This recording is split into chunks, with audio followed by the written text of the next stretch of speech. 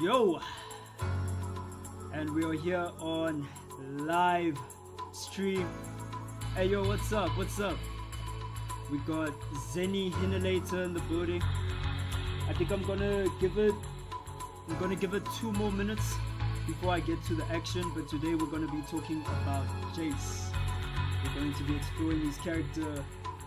We're going to figure out all of the cool things about Jayce, the things that make him suck as well, what he does in the series, where we first meet him.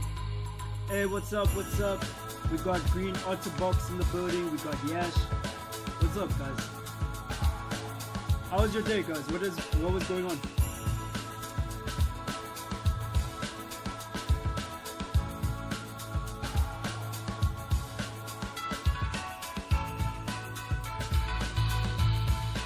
Hey yo, can you guys do me a favor? Am I audible? This is my first stream. I just want to make sure you guys can hear me as well. Just give me a thumbs up if I'm audible.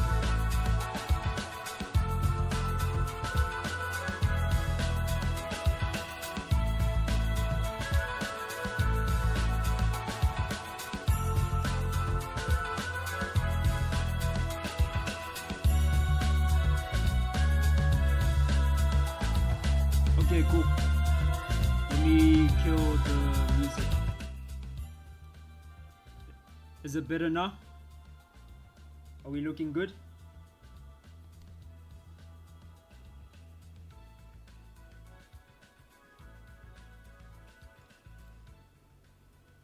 Alright, perfect.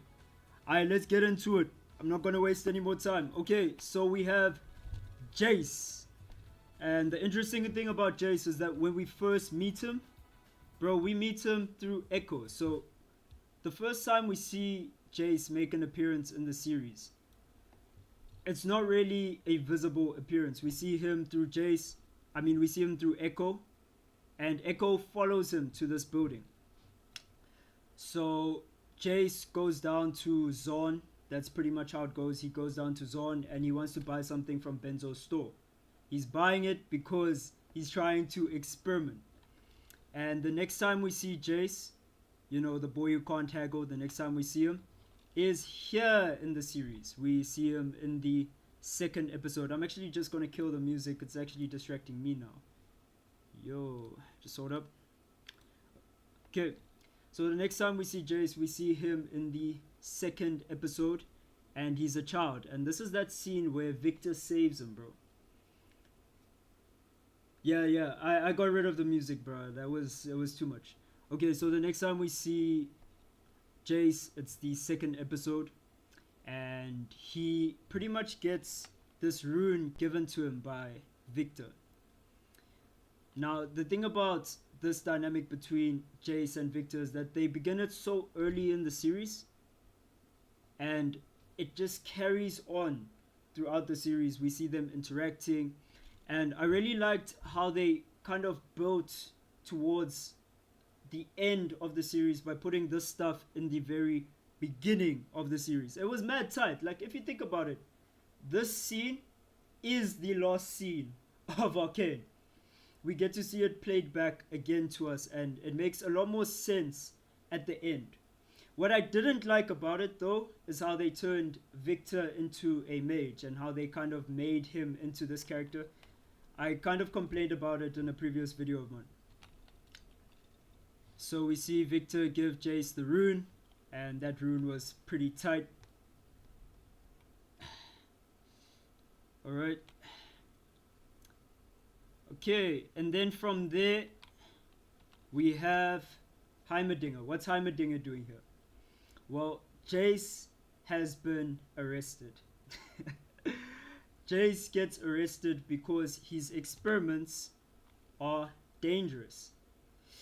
So basically he was doing these experiments, he was trying to create magic, and it basically backfired on him, and now he got arrested by Victor. So the council has to like rule on what they're going to do with this evil tyrant. The funny thing about Jayce as his character is that we kind of want to look at him as the hero character. He was built to be the hero character, but he's somewhat a failed hero. He's a hero that doesn't work. And the first part of him failing to be a hero is him just doing dangerous shit for no reason. This is one of those examples of Jayce just doing really dangerous shit that he could have done in a better way. So had he approached Heimerdinger, his mentor, and had he figured out a better way to maybe do his research, or how do you put it, take better steps into giving Heimerdinger a passage to helping him to complete his research. I guess that's the way I want to say it. But he ends up getting arrested and he faces trial before the council, and this is the first time we see him actually do what Heimerdinger tells him exactly not to do. Yeah, bro, he's just like Vi. That's what I was saying about him. In fact, him and Vi are the main issues in Arcane. They are the big problems, because if you remove them, you end up with that perfect world that Echo was in, where everything works out. So Jayce and Vi kind of ruin this world. Their two existences coinciding messes it up. Anyway, we've got the boy Jayce here in front of the council, and he decides to do exactly what Heimerdinger tells him not to do. He decides to just stick out all of that junk that Heimerdinger told him to put in his pants, bro. And he leaks the information that he was working on magic. This almost gets him exiled at this moment, and I believe that's what happens in episode 7 of season 2. We actually see him get exiled there. Well, we don't actually see it, but that Jayce got exiled because in that universe, Vi died because of his dangerous research. I think Arcane really underplayed how crazy Jayce was for doing all of this shit, because, bro, imagine you're at a varsity, right? And you're putting together a research project and you're using the varsity's facilities. And then you start sneaking in rifles, you start sneaking in explosives, like you should get expelled, like you should be gone out of there. It's close to treasonous behavior. I don't want to say it's treasonous, but it's super negligent by this guy. And we kind of just accept it as viewers. We accept it because we like the character. We like who Jayce is. We think he's cool. But he's just a reckless guy. He doesn't really think through a lot of his actions. Heimerdinger, too busy thinking how dangerous Arcane is, wouldn't help Jayce. We'll get to that. We'll get to that. Defender of Tomorrow goes so hard. I'm going to say Jayce is a beautifully written character. He is a living paradox. Yup. Yeah, definitely. Definitely. I think Jayce killed himself in the alternate universe. Am I allowed to say that on YouTube? But yeah, like, that's also a plausible thing that could have happened. He might have offed himself as well. Yeah, so him being a paradox, definitely. He's the type of character who has a split, and the split is created by two different things that he wants to do at once and he fails to execute. So you can see Mel and Victor kind of acting as two halves of Jayce, pulling him to one side of politics and the other side of progress and science, but we never really see the Jayce for who he is. Alright, let's move on. We've got a lot to cover. Alright, so in the meeting when he's getting arrested, well, in the trial, not the meeting, Mel starts interrogating him, and Mel asks him, well, dude, you look like you were just playing around. You look like someone who doesn't know what they were doing. And to a certain degree, she's right, but she's not right in the sense that she thinks she is. Jayce understands the science and the theory that he was working on really well. What he fails to understand is the world. And we see that we see that as the series plays on for longer. Alright, and he fails the council meeting in his opinion.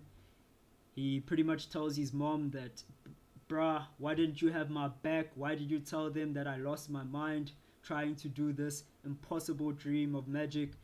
And he gives up on his dream and he decides, yeah, it's time to go 01 IRL. And he decides he wants to end himself.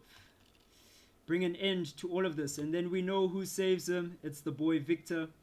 And we can see in this scene the parallel already begins. If you don't know what's in his hand, it's that rune that the both of them are associated with, that acceleration rune.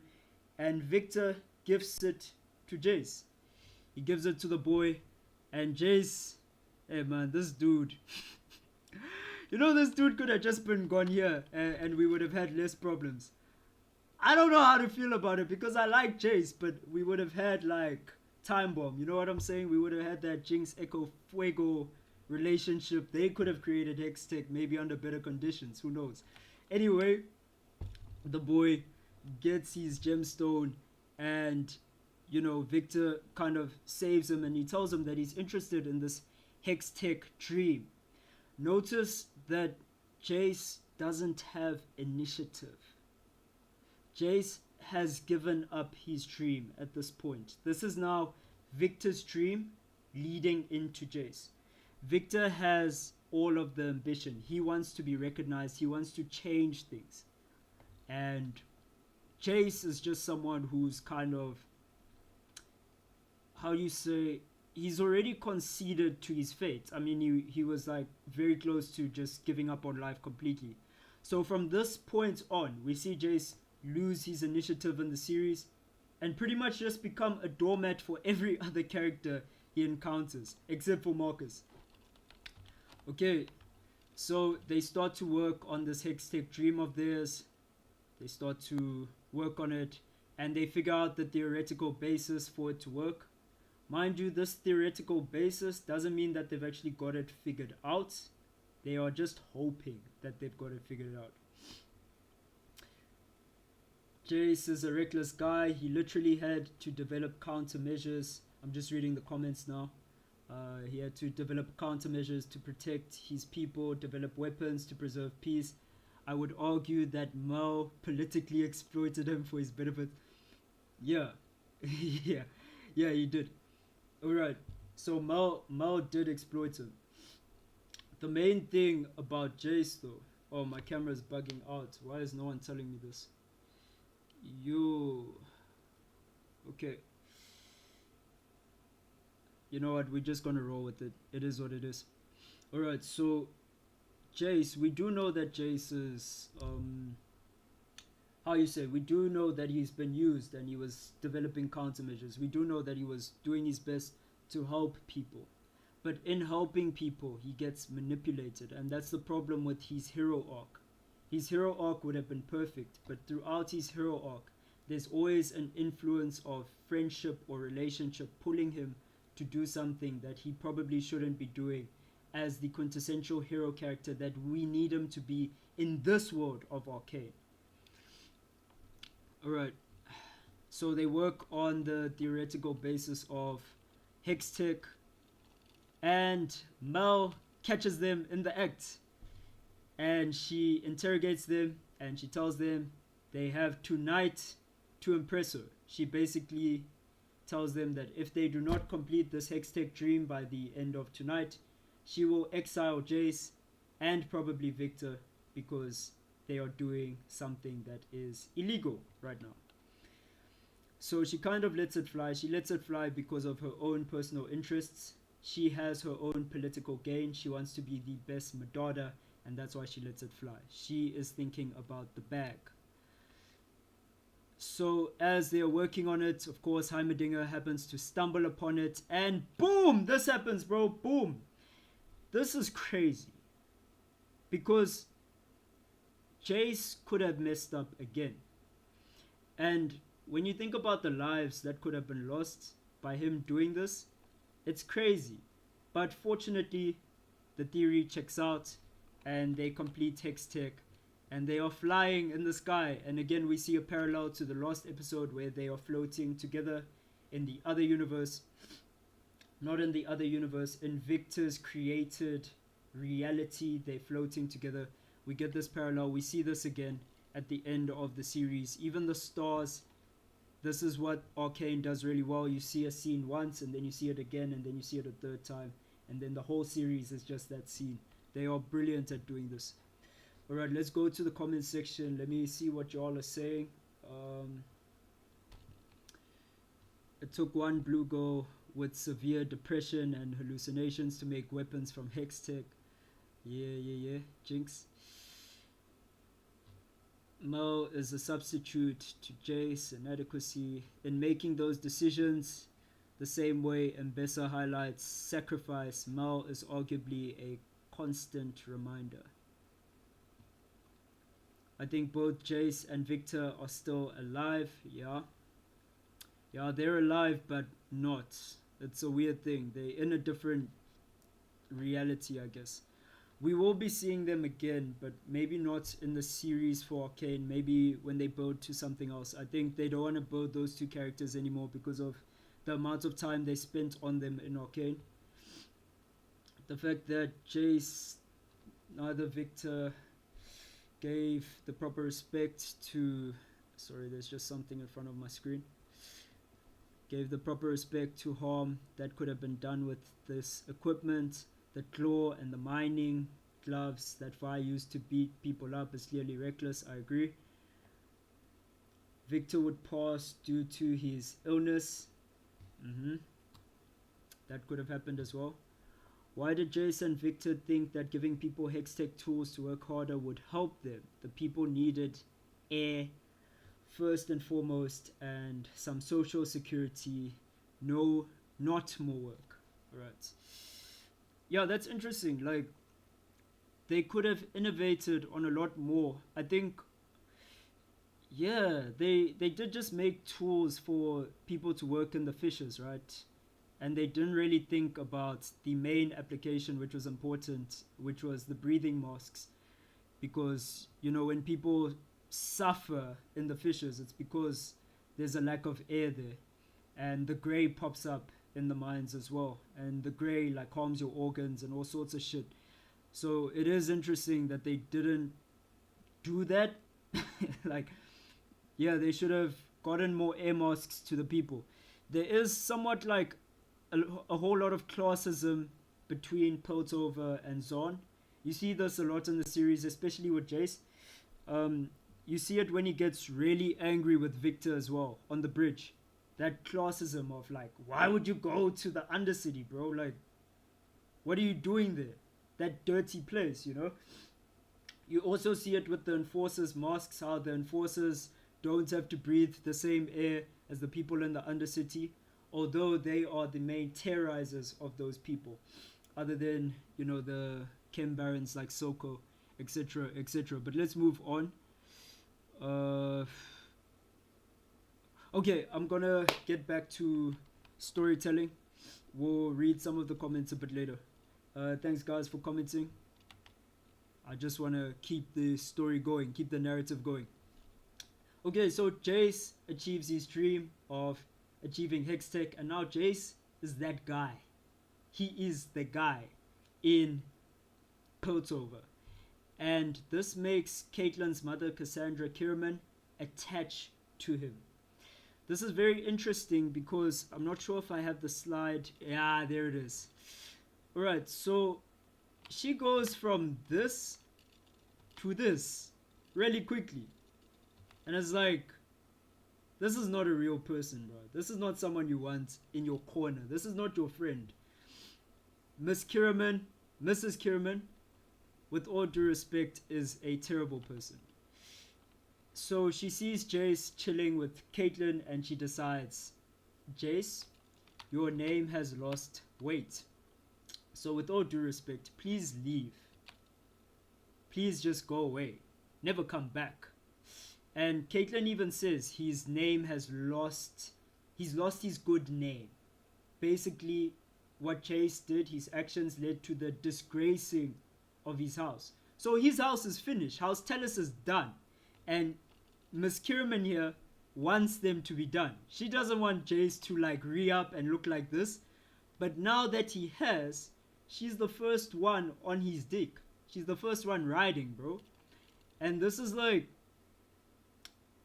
again, yeah, you just don't want these types of people in your life. But we see this a lot with the politicians in Piltover. They are very shallow. These councillors don't give a damn about anything except for how they look and how they're perceived.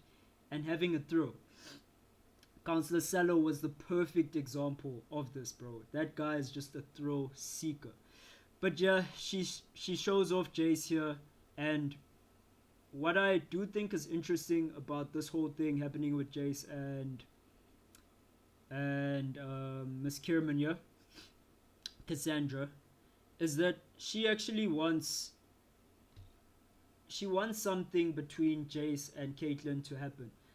She has created the perfect son, the perfect heir for the Kierman and Tallis houses. You know what I'm saying? She wants to fuse their houses. So she's hoping that Caitlyn takes the bait and ends up with Jayce. This is a setup. And she's been planning this for a very long time. Jayce was kind of groomed to be what he is right now. Alright. It of course fails because Caitlyn swings the other way. Alright, so we can see here big brother vibes, little sister vibes. Caitlyn falls under the same control that Jayce falls under.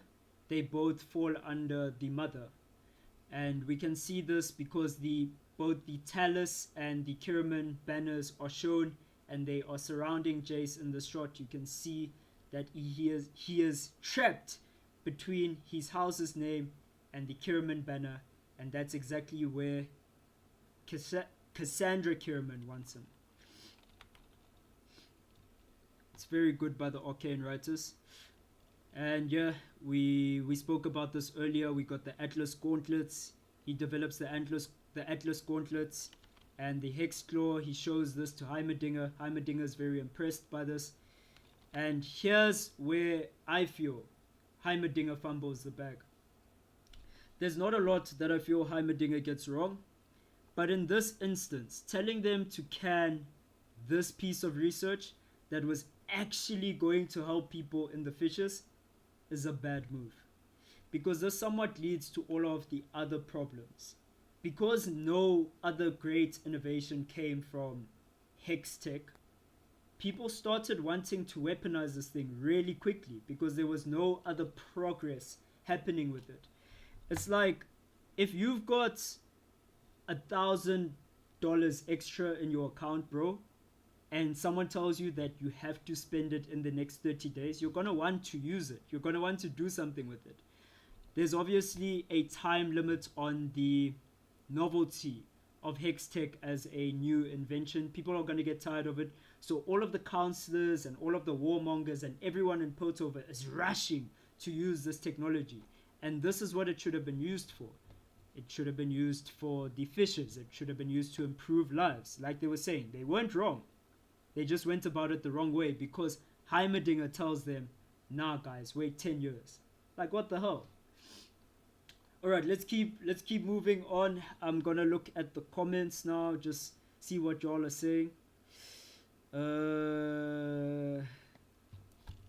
Giving me Camille vibes. Who's giving you Camille vibes?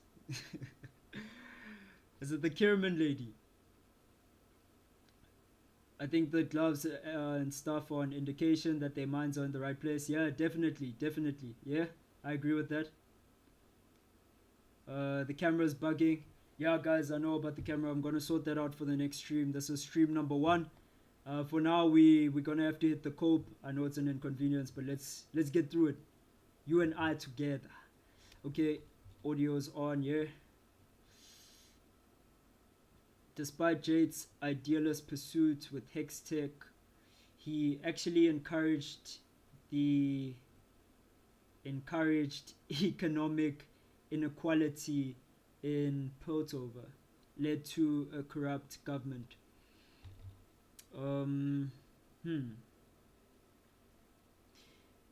Yeah. So, Jayce. Yeah. So he plays politics, yes. He definitely does play politics in Piltover. We're gonna get to that. Let's get to that a bit later. I'm gonna speed through some of this so we can get to the juicy parts that you guys are mentioning. It led to a corrupt government, yeah. Exactly my thoughts. Camera's good. The camera's gonna keep bugging out. I know it's good for now, but this has to do with the Wi-Fi connection. I'm using iPhone, so I'm gonna sort that out for next stream. But yeah, for now, let's rock. Alright, so they could have done a lot better with the hex tech, with the innovation. So it's time to present everything after Heimerdinger tells them to can it. Jayce still has the decision to make, but we know he doesn't show it eventually. And Victor says he does not want to be seen on the stage. He doesn't want any of the limelight for this. Which is interesting because we later learn that this is coming from a deep-rooted insecurity of Victor's, that he doesn't really feel like he fits there. He feels like a cripple. He feels he doesn't maybe look as good as Jayce. He doesn't feel like he's part of the Hextech bros. And it should have been the Hextech bros. But he takes himself out of the Hextech bros because he's not a complete person. He's got insecurities about who he is. And he wants to gain power. And he wants to fix things within himself. And fix those same things with other people as well. So he doesn't go on stage. Jayce tries to Hextech bro him, but he doesn't. We can kind of see the ego around Jayce kind of seep in. He's the man of progress now. He looks like Cristiano Ronaldo on this cup, bro. You know what I'm saying? He's the man of the hour. We're chatting about this guy. And the progress motif around these two characters is so deeply ingrained that I didn't even notice until I did this video that there is an arrow that is pointing him up right now. And we see the same kind of upward motif, this upward arrow. We see it repeat again with Victor's design, his new design when he becomes a mage. And we see it as he carves the door with his hex claw in the last episode. So the upwards arrow is the upwards arrow of progress. This is the city of progress, and these two embody that fully. So that's pretty cool. He walks out on stage. He's a G. You know what it is. Celebrity. We can see again the Talus and Kiriman banners that I mentioned earlier. This shot highlights them. It shows what that is. The dynamic playing there. Kiriman is using Jayce as somewhat her talisman. She brought him into the scene. She wins off his winning. We can see his mom and Mr. Kiriman there. And he points to the hex gates. In his speech, he's giving the speech. He points to the hex gates. Look at what we've achieved. The hex gates. And it's quite interesting to see how much Piltover has developed. I mean, these hex gates are huge, bro. This thing is massive. And it's got the Atlas on it. It's got Runeterra on it. So I like this because it kind of shows that they are thinking about the rest of the world. They are thinking about what is the rest of Runeterra. We've got all of these people coming into Piltover. What does that look like? So this is kind of the first bridge to the rest of the world. This is the first time in the series we see the rest of the world being mentioned. I guess it's the second time because the first time is like when the mage saves Jayce and his mom. So it's like the second time. That could have been in Freljord. I see the camera's bugging out again.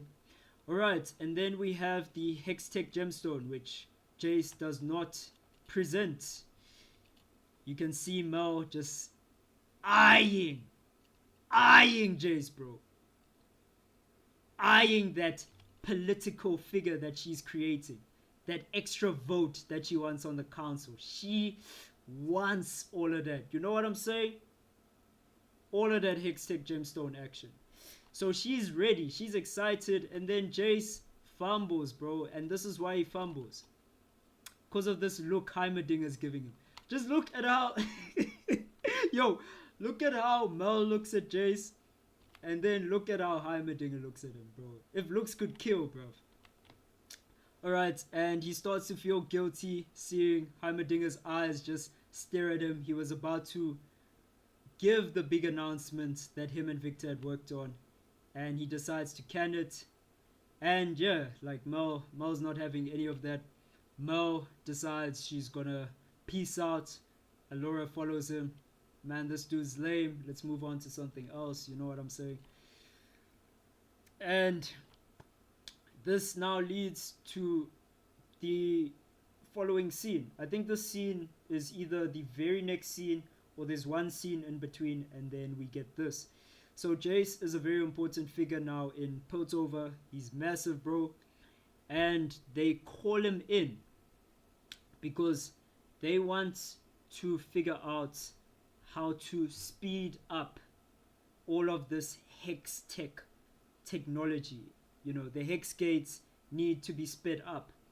But with the hex gates needing with the hex with the hex gates needing to be sped up, yo, that's a tongue twister and a half, bro.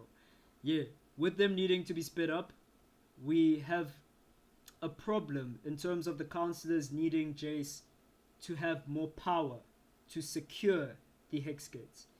And Mel actually campaigns that, why don't we let Jayce become a counselor? Let's break tradition.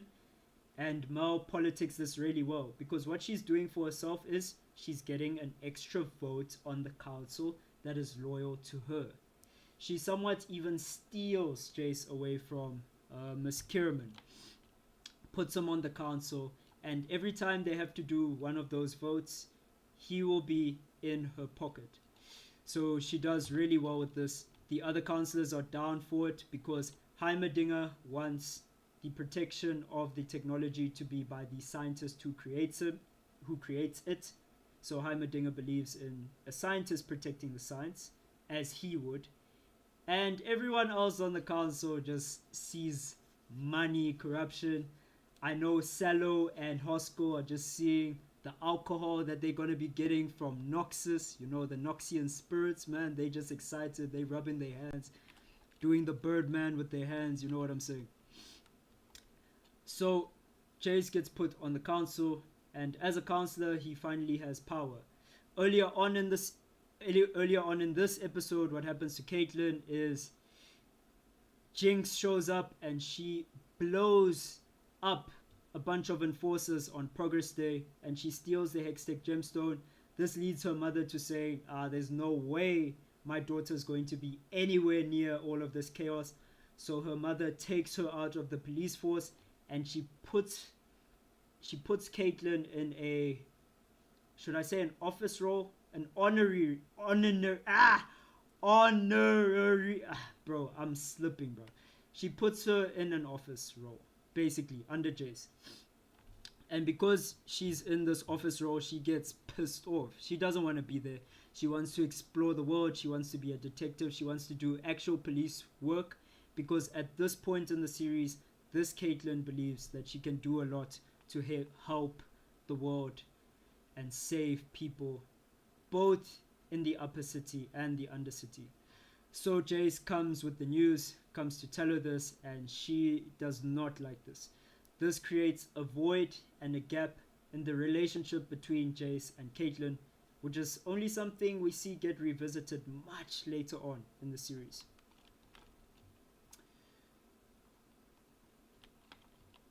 Okay, and then Victor. Let me read some of the comments. Yo, I've gone on for a very long time. Let me see what you guys are doing before we get to this. Alright, after the void has been introduced. Okay. I think okay, I've read that. How do you feel about Arcane diverging from OG lore? Victor wanted to be he wanted to be on stage deep down, but I believe he needed some encouragement. Yeah, definitely. How do I feel about the lore thing? Yeah, like what they did with the whole diverging lore thing, it's good in some aspects, but you know, the only time I really had a problem with it is what they did with Victor, right? The Machine Herald. The city of progress. I mean, he fits so well with what they want to do with this city, Piltover and Zorn, and how characters like Blitzcrank and Oriana come into the mold. He kind of fits that theme very well. There's also the Chem Tank kind of dynamic playing out, and they somewhat gutted that and they turned him into the Arcane Herald. That's what he's called now. So I think that's a huge retcon of what a character fundamentally is. I think a lot of the other characters, even though a lot of stuff changed about them and how they play out, a lot of that changed, they didn't really gut them and fundamentally change who that character was or what that character was. With Victor, they kind of threw away Victor Von Doom. He was Victor Von Doom, bro. They kind of just tossed Victor Von Doom away, and they gave us the skinny Arcane Herald, which would have been cool, but we already have Malzahar. You know what I'm saying? There is a character that functionally fits most of what you want Victor to be doing. You can literally just copy paste Malzahar in the current lore into Victor's position, and you don't change much about Malzahar's character. So yeah, that's how I feel about it. Loved the videos during the show, by the way. Thanks so much. I appreciate. As Victor said, Jayce always messes up. Imagine if Echo wasn't there, he would have caused another massive death blow to the universe. Yeah, definitely. In fact, Victor keeps getting trapped in the time loop, and he keeps having to give Jayce a bunch of different runes, and eventually that specific rune that Echo also uses creates the contradiction that defeats Victor. It's what destroys the time loop. So this specific version of the anomaly that plays out in Arcane is the good anomaly. It's like the best anomaly that plays out for a period of time. So yeah, Echo definitely clutch. Definitely saved the day. I think a hybrid combination of Arcane Cyborg would be a cool direction for Victor instead. Definitely. You don't have to get rid of anything you did on Arcane. You just have to somewhat get him to where he was and then fix that Victor. I didn't want the new Victor, just fix that Victor. You know what I'm saying? Okay, speaking of the boy Victor, he is having a discussion with Jayce. I think this is where they start discussing the weaponization of Hextech briefly, and Victor is against it. And Marcus walks in. Marcus tells Jayce, yo bro, this is day one on the job, and you've got me shutting down all of these counselors' corruption. You got me doing mad stuff, bro. You're burning my bridges. So Marcus at this point is very deeply corrupt. At this point in this conversation with Jayce, we somewhat learn, it's not said, it's not ever explained, but we somewhat learn that Marcus is also corrupt on this side of things, as well as with Silco. Because at first we just think like, alright, he's got a bad deal with Silco because he helped Silco kill Benzo and Grayson and effectively end Vanda's reign. So we think that's all Marcus does in terms of being corrupt. He's the Silco guy. But the corruption is on both sides actually. We can hear from this conversation that he wants to protect some of the counselors' interests because he's aware that a lot of them are corrupt. Jayce, of course, tells him to tighten up everything, and this tightening up of everything almost gets Jayce politically assassinated. If this was Game of Thrones, he would have been gone. He would have been gone so fast because he really played the political game really badly, Jayce. And here, this shot, I like it. I put it in here because we can see that Victor is focused on the progress and the science, and now Jayce is being sucked into that realm of politics. He's worried about how he looks, bro. Look at this guy check himself out in the mirror, man. Victor's focused on the bag. Jayce is somewhere in La La Land, not focused on doing what he set out to do. This comes to bite him many times in the series. He's never where he mentally needs to be, except for towards the end of the series. Alright, let's move. He asks Victor, yo Victor, are you sure this is safe, bro? Victor's like, no. and they just move on, bro. You can't write this. Can't make this shit up. They just moved on. They didn't address it. They didn't try and make the hex core safe. In fact, they went harder. we see Jayce later on in this very same episode. He's getting seduced by Mal Madada. She's very seductive. She's a enigma in his life. She's this force that pulls towards Jayce, and she tells him that he's messing up his position in politics. She tells him that Hosko and Salo do not like him very much. Even though they don't like each other, they definitely do like drinking. So the problem with what he's done is that he's made an enemy out of them, and he's also made an enemy out of, is the guy who's a robot head, is his name Balboa? Yeah, he's made an enemy out of Balboa because Balboa was chatting to Amara, and he pretty much put a seal on Amara's trades. So he eventually now, in this whole room that Mal sets up, I believe this is in Mal Madada's home, if you want to call it that, this huge building that the Madadas have in the middle of Piltover. So in this building, he speaks with Amara, and they essentially, I guess, agree that the corruption's fine. I was looking for a good way to put it, but Jayce straight up agrees to be corrupt. He lets it fly. And he is rewarded greatly when he gets to chow the girl Mal. He gets his one night stand with the girl. This scene was interesting because it also somewhat played as a...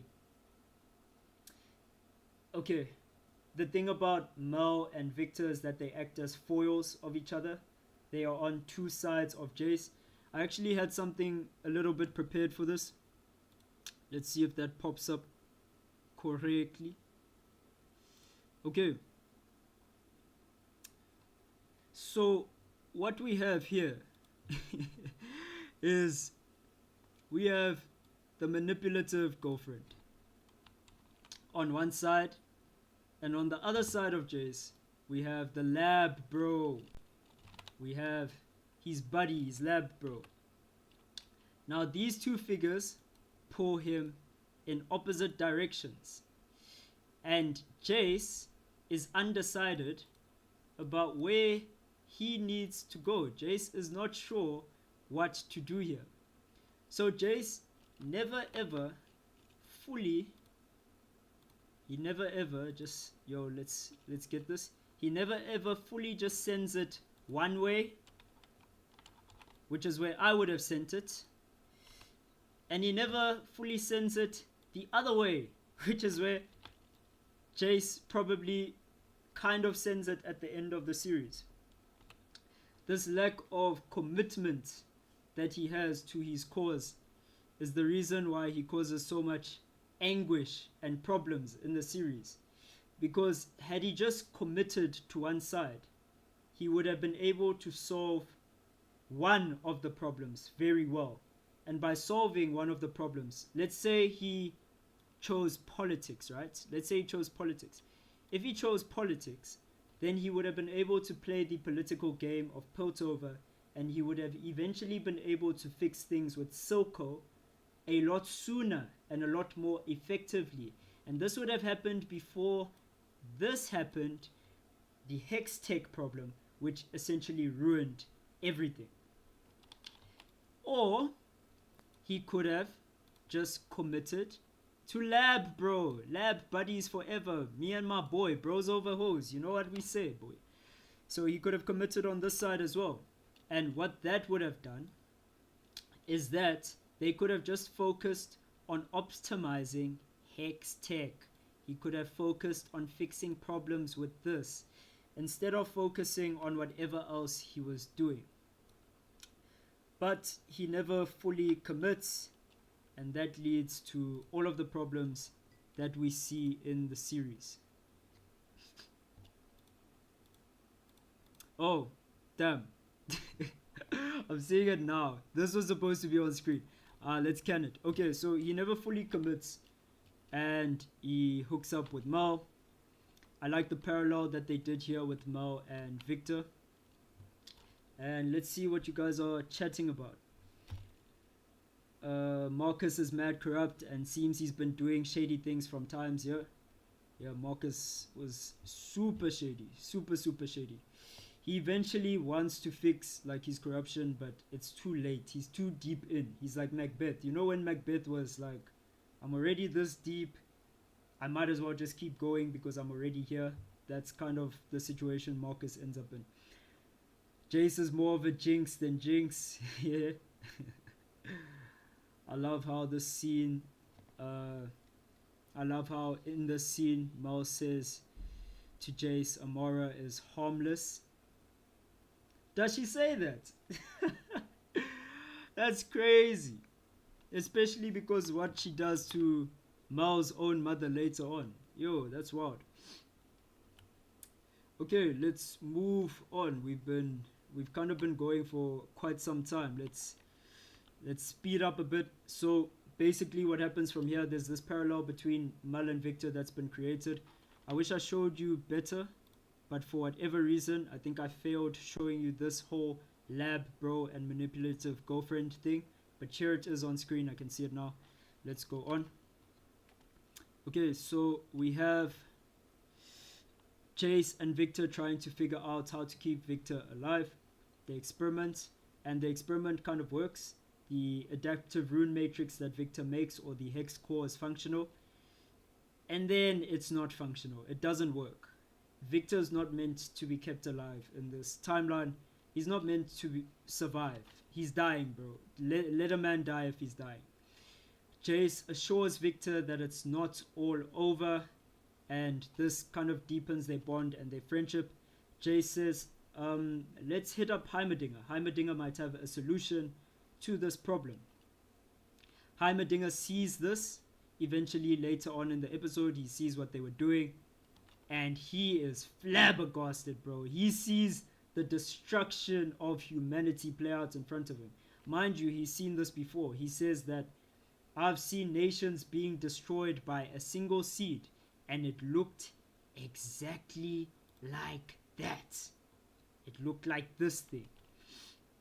So he pleads with them. He begs them to destroy the hex core right then and there, and to end their research and maybe try another way to save Victor. Jayce isn't having it though, and he tells Heimerdinger to go away, and they will decide it with the council. So in kind of this council meeting that plays out,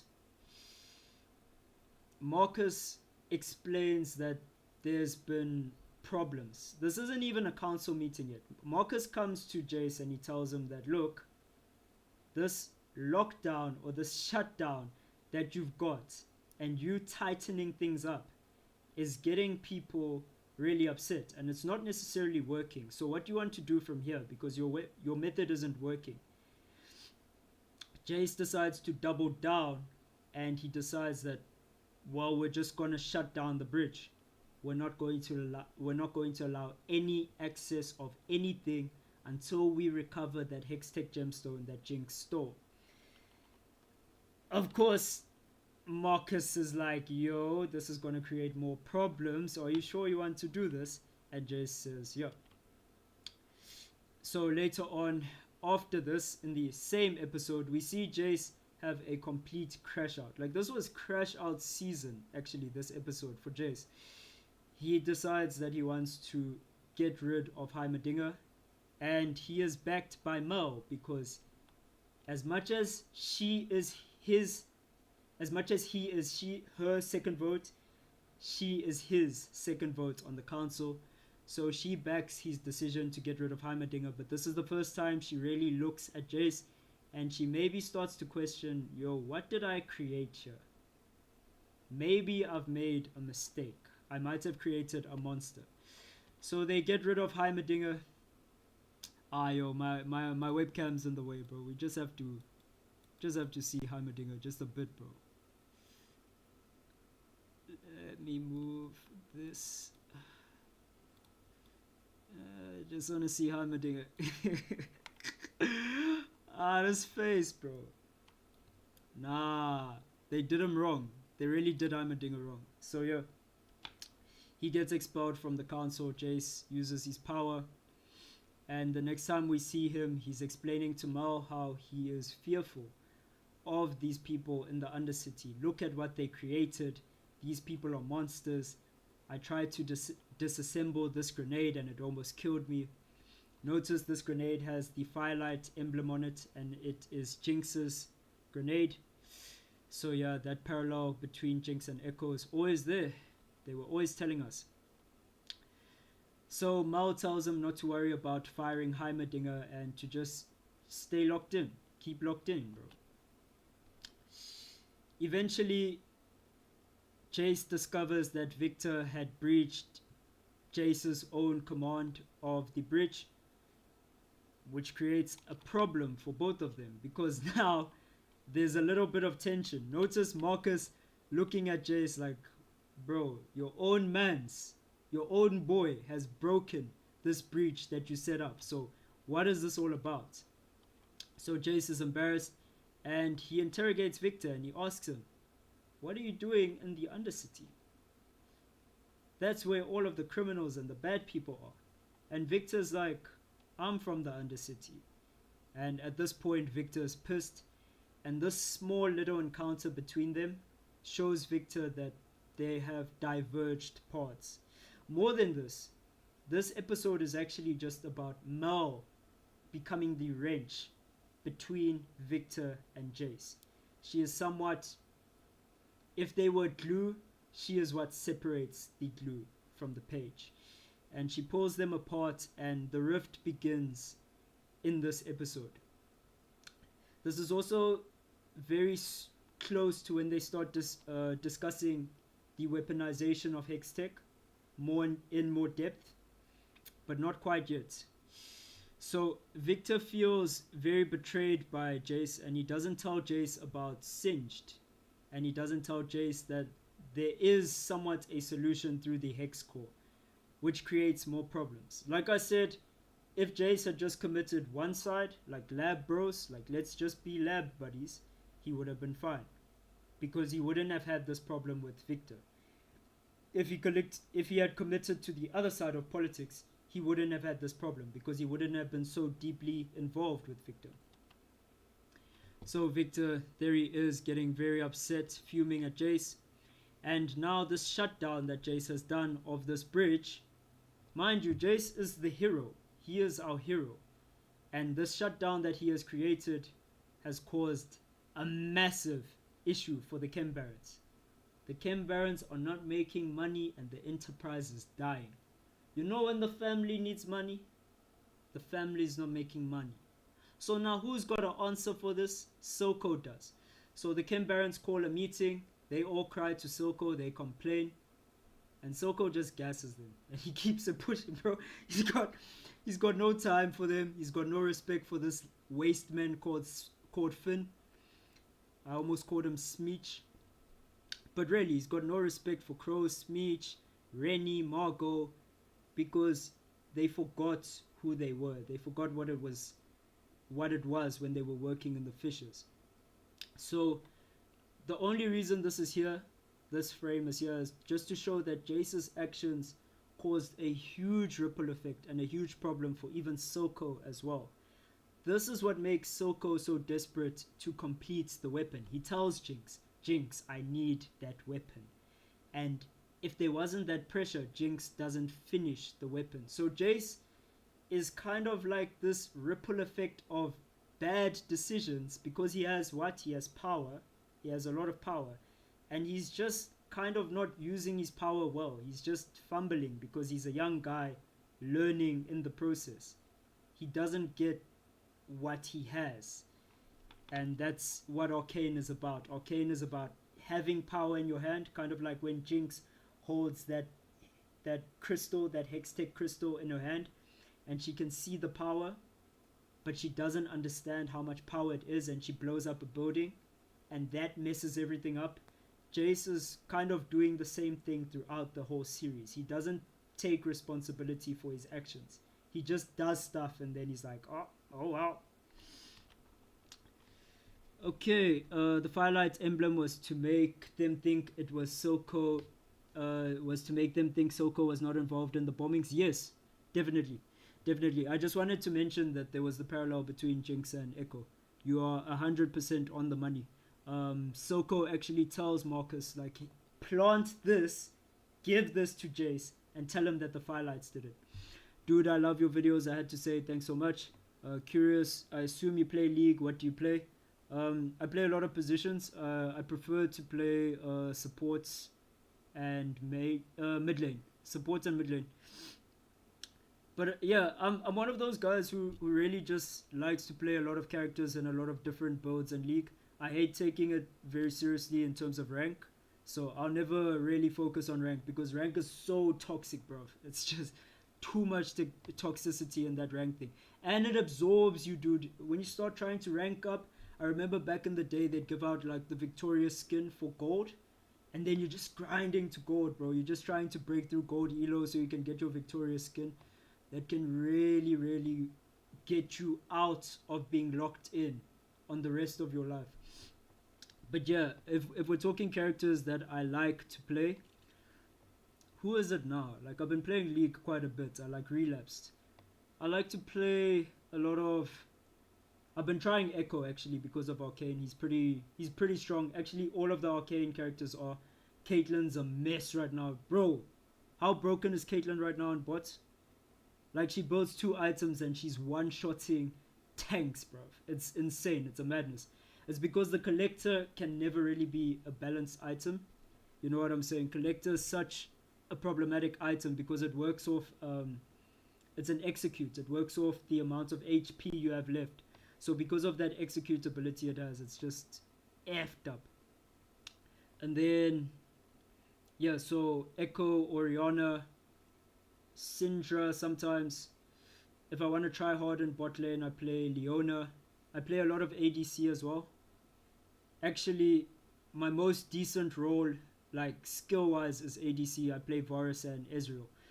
But yeah, that's all I'm gonna really chat about in terms of League. Let's move on because it's kind of like a long thing. It's crazy that Jinx is a martyr.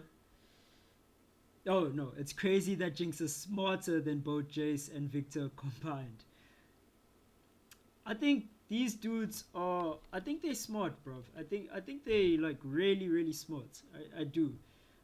The problem with Jayce and Victor isn't necessarily their intelligence. It's the other aspects of their personality that let them down. Yeah. And that's why Singed is so... that's why Singed is so goated. That's why Singed is so strong. Singed is strong because he doesn't really... what's the word? He's very stoic in his beliefs.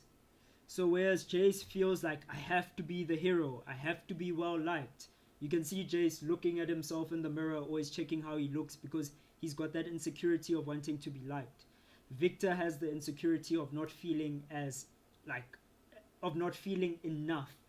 He wants to improve himself, he wants to augment himself, he wants to save himself from death. So they both have these little insecurities that stack up and play off each other, and they never really solve it. Whereas a character like Singed is kind of just stoic, just really just has a goal, and he's just about achieving the goal. And we can see kind of the rift here play out between Mel, Victor, and Jayce. It would have been better composed, this shot, if they placed Jayce in the middle of Victor and Mel, but I guess they didn't want to make it too obvious that they're creating the disparity between the two characters. But you can see here that Jayce and Victor, or at least Jayce and Mel, are both standing and Victor is sitting down, showing that there is some sort of a rift being created between these characters.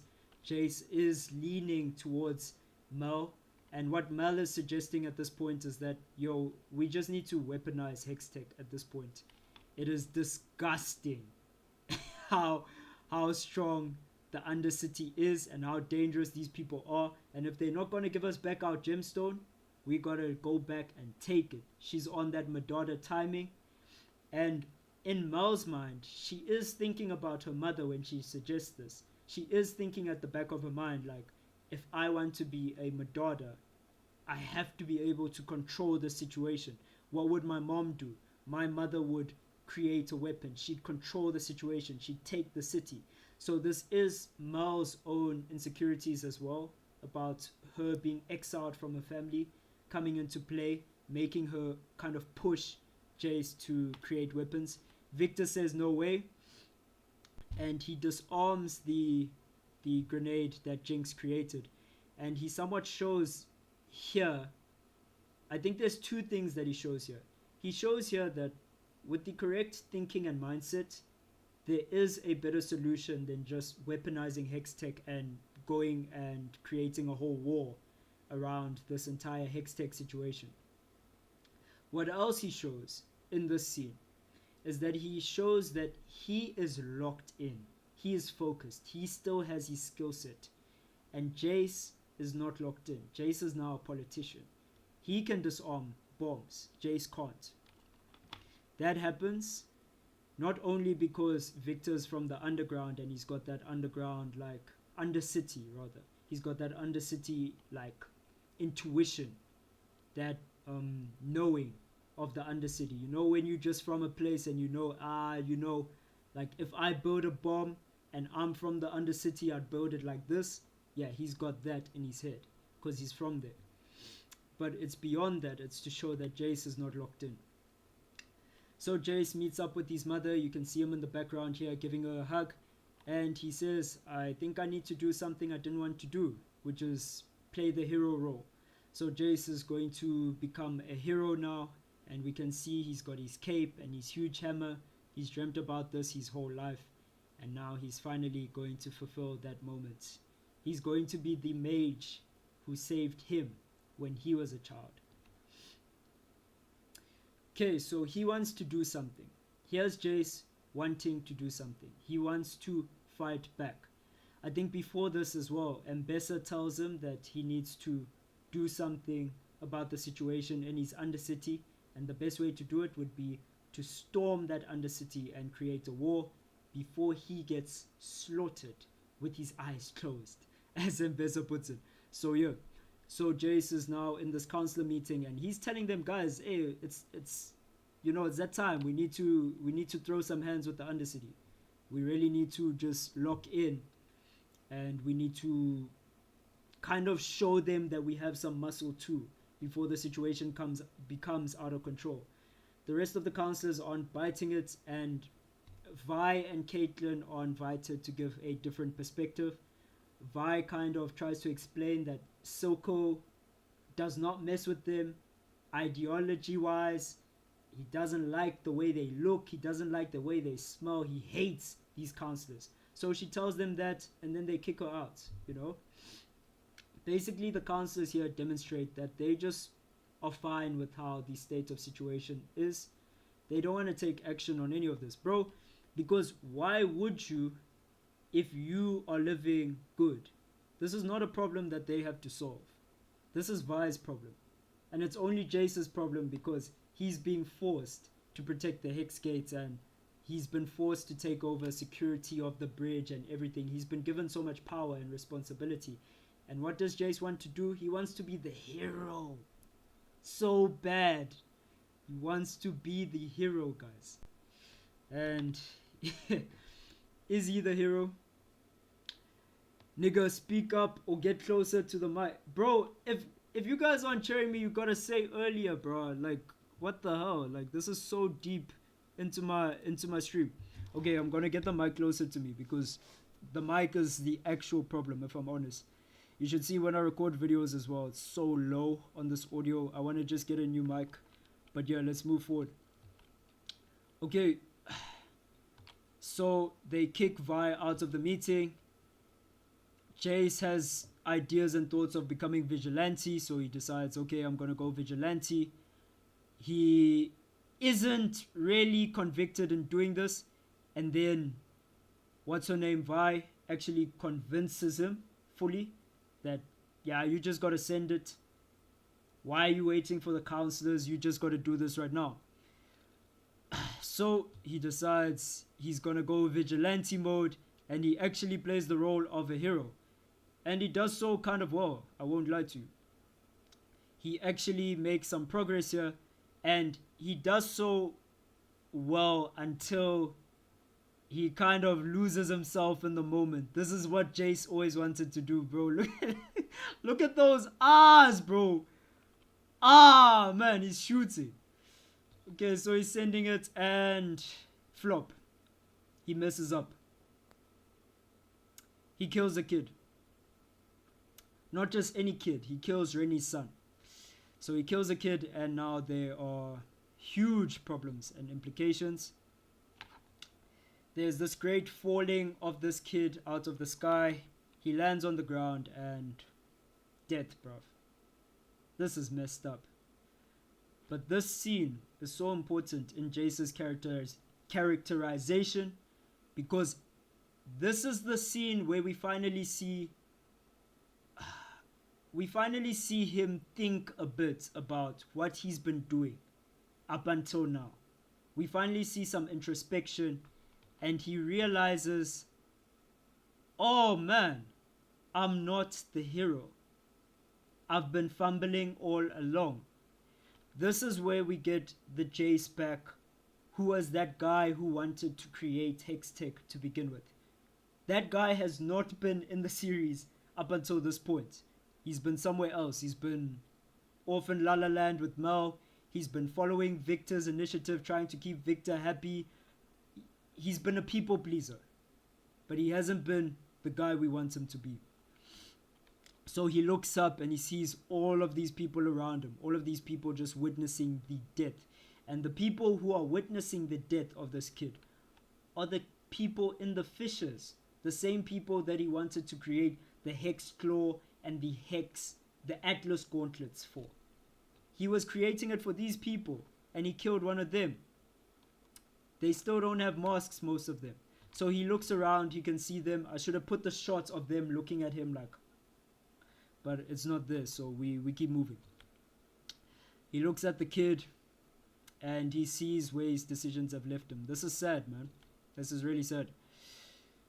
The next episode hits us, and he tells Vi, yo Vi, you gotta chill, man. You gotta take a addy. You gotta relax. Take my gauntlets off. Return them. Vi decides no, she wants to hold on to them. And the boy says, look, we made a mistake by doing this. Give them back. And Vi hits him with this line. She says, what? She says, oh, if you want these things back, you're going to have to kill another trencher. That was a low blow, because at this moment, Jayce is not thinking about killing anyone else. He just wants a peaceful solution. So he leaves Vi to her devices and he moves on. Who he moves on to is Silco. He does what he should have done for a very long time, which is actually go to the Undercity and broker a peace with the people of the Undercity. Talk to the leader there. Talk to the guy who's moving all of the shimmer. Talk to the main man. And eventually he has a conversation with Silco, and the agreement is he will give Silco the nation of Zon, and all Silco has to do is give him Jinx. Jayce still can't haggle, and that is what it is, bro. He can't haggle, man. Silco took everything. And what's interesting about this exchange is that Silco takes everything, even though Jayce does have the superior negotiating position. If you think about it, Jayce just wants to stop the bloodshed that would slaughter Silco. But Silco, yeah. Wait, let me drink some water, yo. Gotta sort out my audio technicians, yo. I'm gonna get to the comments after this. But Silco's in a position where he doesn't really care what happens to most of the people in the Undercity. He's demonstrated this. He wants his nation of Zon. So if a few more people have to die to get the terms he wants, it doesn't faze him. So this creates a catch-22 for Jayce, and Jayce backs off on the negotiations and he says, okay, give me Jinx and then we can settle this. Soko, of course, cannot give Jinx away, and this creates more problems. Had this been earlier in the series, all of this would have worked out, but now it is too late.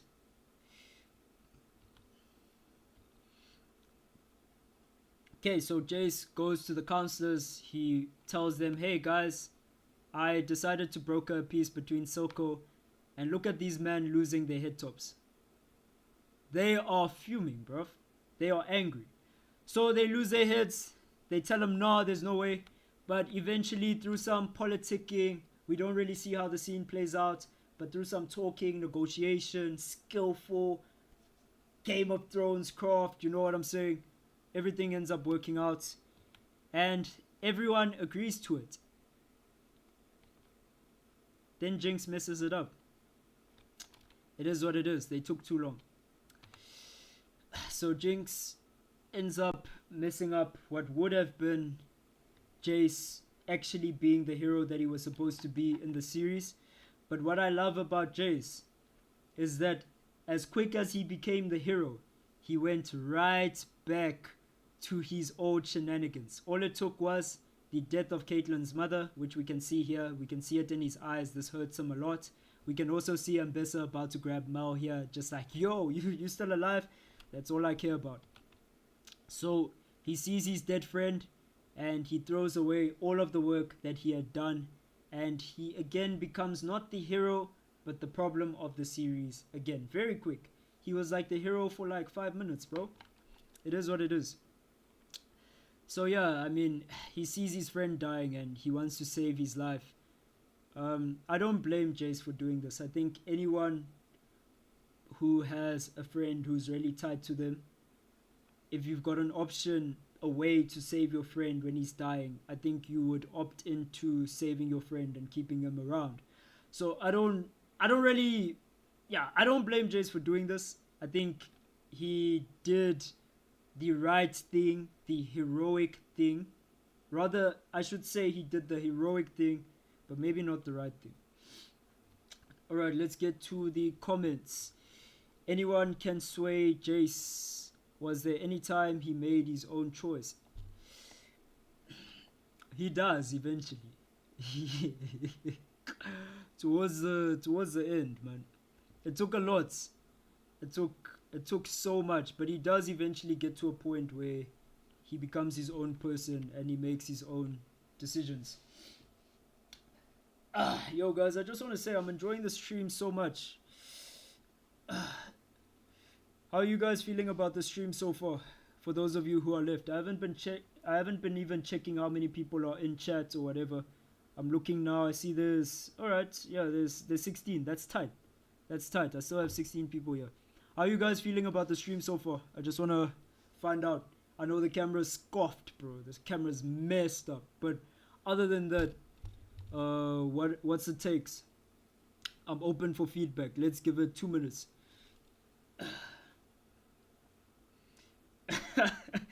Let me guess, everybody hating on Jayce. This is the Jayce hating session, bro. Yeah, this is us looking at this character and really analyzing who he is and saying the good parts of Jayce and the bad parts about Jayce. And I think the good parts of Jayce are so well highlighted by the series. They really do try and show you that he is well-intentioned and he's a good guy. That all we can do as viewers is that we just need to focus on the bad parts. I'm sorry, but that's what we have to do. We have to look at this criminal here and we have to call him out for all of the bad things that he's done in the series, because the series tells us he's a good guy. We all know Jayce is good, but he's so flawed. He's got so many problems, and the series doesn't ever speak on the fact that, yo, Jayce is not a shitty guy, but he makes shitty decisions, and that leads to problems. Great stream, man. Glad to have you here real time. Yeah, it feels a lot better doing it this way. I won't lie to you, it's relieving. I get to get out a lot more of my thoughts, because doing it in video formats, I always have to edit. I sit down like 8 to 10 hours just trying to get this stuff out. So yeah, I prefer just chatting to you guys and hearing what you guys think. I love Jayce. He pokes holes with the bazooka hammer. Yeah. No, Jayce is cool. Jayce is cool. Jayce is swagged out. No, we know he's tight. We just gotta get on him for his problems. Well, in that case, Jynx killed his father and friends. Somehow she's the most popular character. Jynx is the most popular character by design, because every other character is meant to make you feel kind of bad. Like, if you watch Vi throughout the entire series, Vi Vi gets me so upset, because almost every decision Vi makes is a selfish decision that leaves a lot of people worse off. She is a catalyst. She's a driving force. So Jayce is a driving force, and he is selfless, but his selflessness goes into people pleasing, which is the problem. He wants to please everyone and he wants to be well liked. Vi does not give a single flying, I'm not gonna cuss, but you know what it is. She does not care. She's selfish. All of her decisions are about her and whoever she is feeling at the time. Did you see how quickly Vi like ditched Jynx to go with what's her name, with Caitlyn? Like episode 1, season 1, episode 9 rather. She is trying to bring back Jynx. She's trying to show Jynx love. One explosion later, mind you, a lot of people have died in Arcane. Vi has seen a lot of people die. Dying doesn't faze her. She literally said, oh, that's just a kid, right? That's just some random kid who died. So Jynx kills a bunch of counselors who Vi hates anyway. And then Vi, because one of the counselors happens to be Caitlyn's mother, she jumps ship on Jynx. And she decides, yo, I'm gonna go chill with Caitlyn now. I'm now on Caitlyn crew and my sister now sucks. For doing what Vi would have done anyway. The only reason Vi hates what Jynx did is because Caitlyn's mother gets caught in the crossfire, creating a problem for Caitlyn. Now, like Vi is very unlikable. So Jynx does become a very likable character in the series because Jynx is well intentioned as well. But Jynx has that people-pleasing gene as well, kind of like Jayce. Jynx, her people-pleasing is more of like an attachment to people, so she gets attached to Vi, and then Vi cuts her off, which creates this void, so she always wants to get attached to another character. So you find her clinging on to like a Silco, and then when Silco dies, you find her like looking for something else to cling on. She clings on to Isha, and then Isha's the new thing that she's clinging on, and she's changed her entire philosophy. And then when Isha's gone, she looks for something else. She can't find it, so she's like, okay, there's nothing to cling on to, so I've just got to go. I've just got to peace out.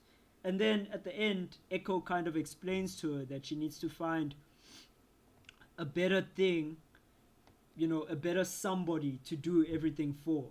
And the theory I have about it is that she either does it for the whole of Zorn when she shows up to the last fight, or she just does it for herself, which is hopefully the thing she does, because that would have been the more healthy option.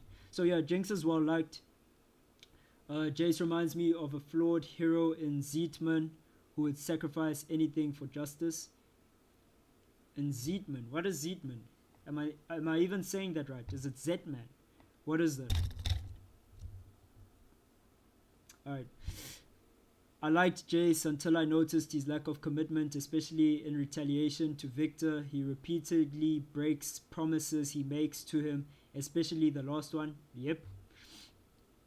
Arcane is not about heroes, it's about people having flaws all the way to the end. Yeah, Jacinto. 100%. It's not a hero story. It's a clashing of complex characters, kind of like Jujutsu Kaisen.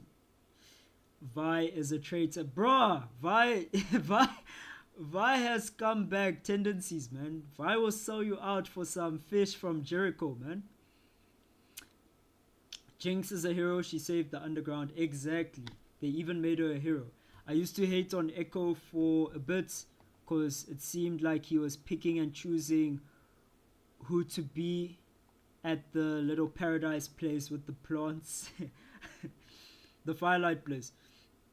Yeah. So the boy Echo is the actual hero of the story. What Echo lacks that Jayce has is resources.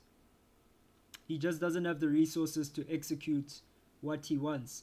This is why Heimerdinger is so impressed with him, because Heimerdinger, the first thing Heimerdinger notices when he shows him the Firelight campus, he says, "How have you managed to achieve so much in such a short lifespan?" Meaning that even amongst Heimerdinger's students in the academy, which would be like the most brilliant minds in Runeterra, because that academy is cracked, bruv. It's got smart people. He hasn't really seen work ethic like Echo's before.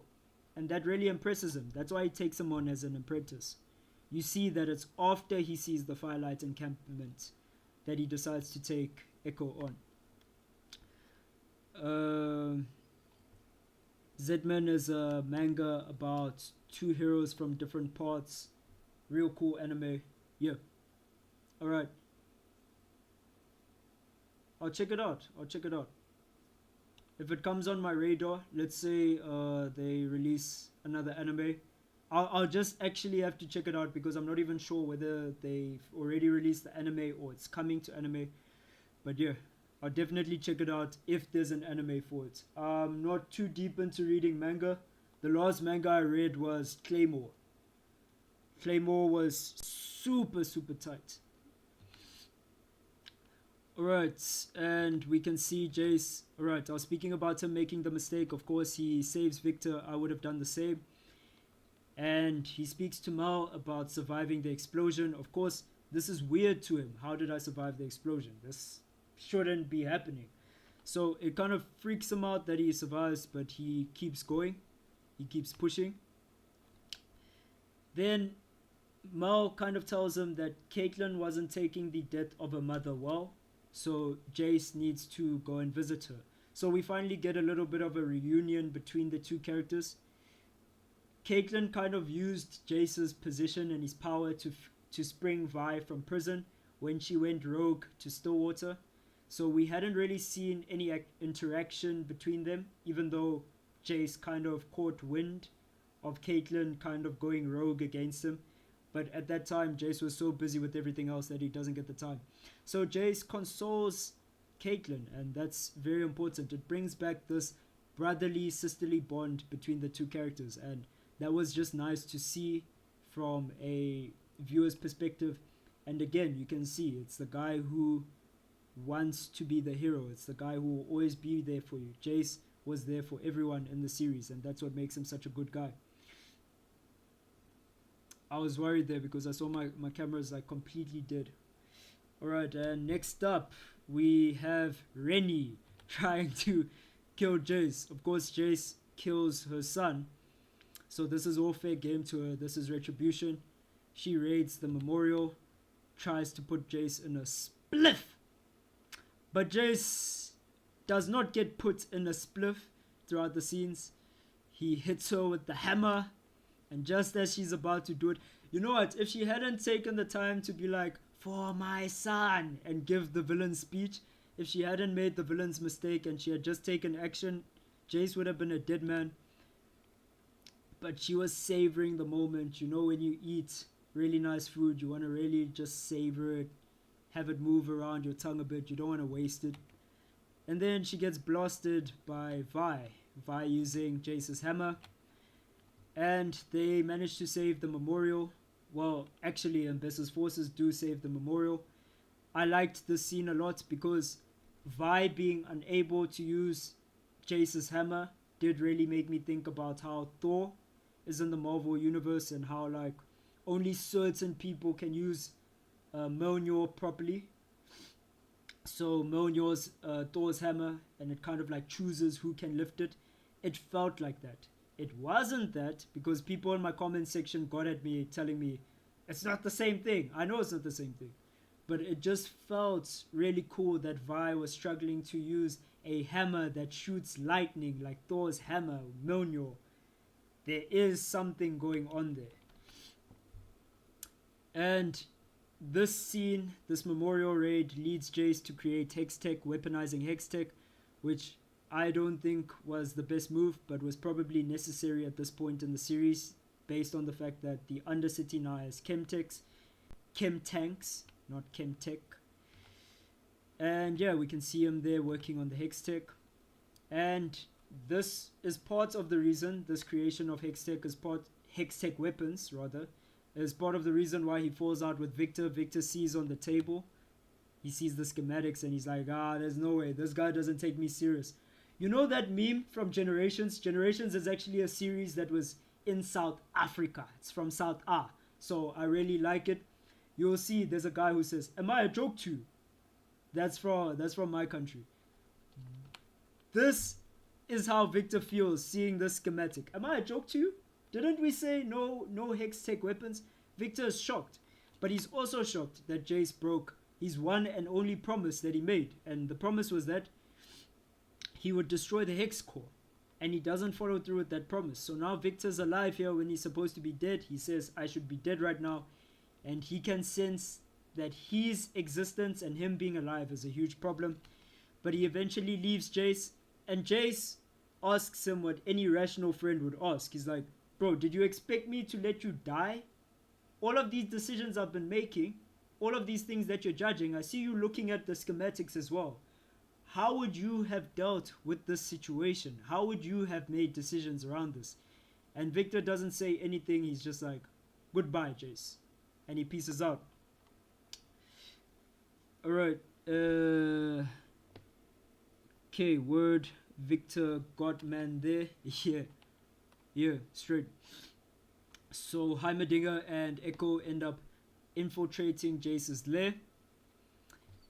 And again, Jayce, takes the time to at least look who he's about to blast with his hammer. Did I get a shot of the hammer? I didn't. Okay, so he points his hammer at Heimerdinger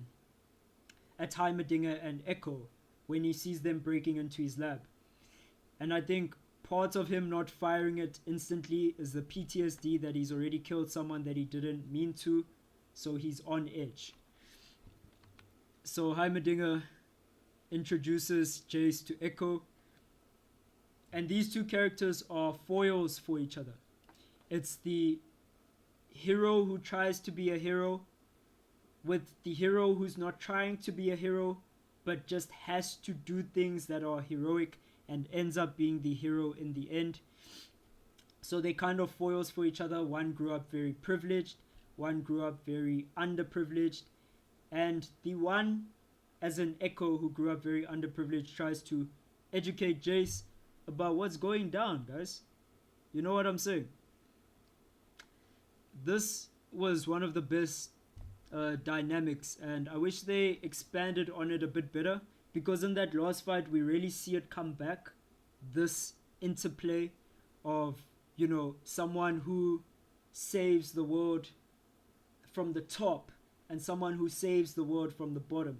I know I kind of said that Echo was essential, but Jayce was also very essential to ending what Victor was doing in the last episode. Both of them are important, and it's just great that we have all of our scientists here who are going to eventually lead to the end of Victor. Heimerdinger is kind of at the edge of the shot, and this is foreshadowing that he won't really be playing a part in that last episode. But he is important in doing what? Getting Echo there. And he got Echo to this room as well. So that's really cool, man. The Arcane writers are smart, man. They know what they're doing. So yeah, as I said, Echo just questions Jayce a lot about what he does in the Undercity, or to the Undercity rather. Echo's not feeling Jayce at all. They don't really match personality wise, but at least Echo's intelligent enough to keep up with what Jayce is teaching him, and their knowledge and their education base that they operate from is enough for them to have something to talk about and to relate. Echo is a pretty bright kid and he catches things really quickly, so Jayce enjoys just explaining stuff to him. Echo gets fuming that like Jayce Echo gets fuming that Jayce is somewhat like theorizing that his messing with the Arcane and Hextech is the reason why his tree is dying. Echo's tree is dying. So Echo looks at him and he starts yelling at him, and Jayce starts to think, okay, what's the problem here? I've seen this before. It's underground, and they go to the hex gates underground, the hex gates, and they go and check it out in this chamber. I want to call this the hex core chamber. And Heimerdinger sees the corruption. Echo is still trying to tell Jayce that the placement of the hex gates in correlation to where the lanes and Zon is terrible because it makes them suffer. You know, he's trying to educate him, and then the rift pulls up around them and the anomaly happens, and this is crazy. They both just like, whoa, what are we in for? And in the anomaly itself, I like this scene a lot because this scene kind of shows us what's happening to Jayce in the anomaly as opposed to what happens to Echo and Heimerdinger. Jayce is going through time. He is going to an alternate timeline, or rather he's going to the same timeline, and it keeps getting messed up. He's stuck in a time loop of this pattern repeating itself of him failing the world and creating this anomaly. So he's looking at himself, looking at himself, looking at himself, and that's what's happening here. He's stuck in the anomaly, and him and Victor keep getting it wrong. We don't get the hero's moment with Echo in any of the other universes, by the way. In any of the other timelines, rather. So this is alternate timeline Jayce, not alternate universe Jayce. What happens to Echo and Heimerdinger, though, is that they get split into the anomaly and they go to an alternate universe, alternate reality kind of thing. So one is timeline, one is reality. They don't really explain this, but there is somewhat a difference, and they kind of just show it. I like the fact that they visually just show you that Echo is getting split up and he's not getting ripped through time like Jayce was. So Jayce disappears into the timeline, and we can see this butterfly that keeps popping up everywhere in the series. And I think this was just to signify the butterfly effect. I wish they explained this one. But yeah, every time someone gets sucked into the anomaly, and even when Jinx uses her bombs, the butterfly pops up. Her bombs against Marcus specifically, the ones that are meant to look like the firelights. I just want to be clear about that.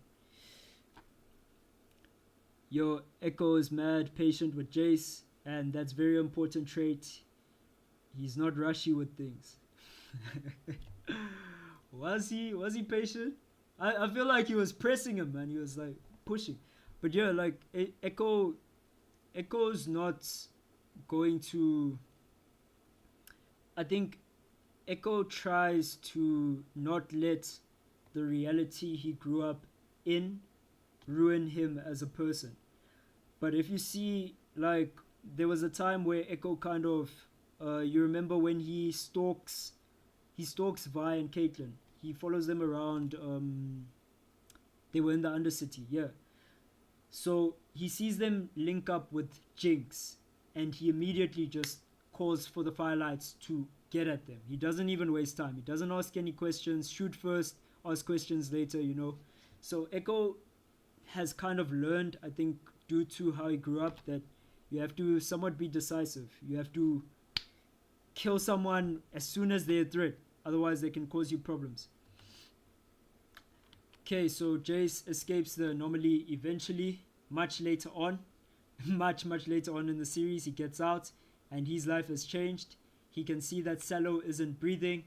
He tells Victor through Cello that Hextech is a curse. They need to end it. Victor's not feeling that anymore. He feels like progress is the new thing that we need to focus on.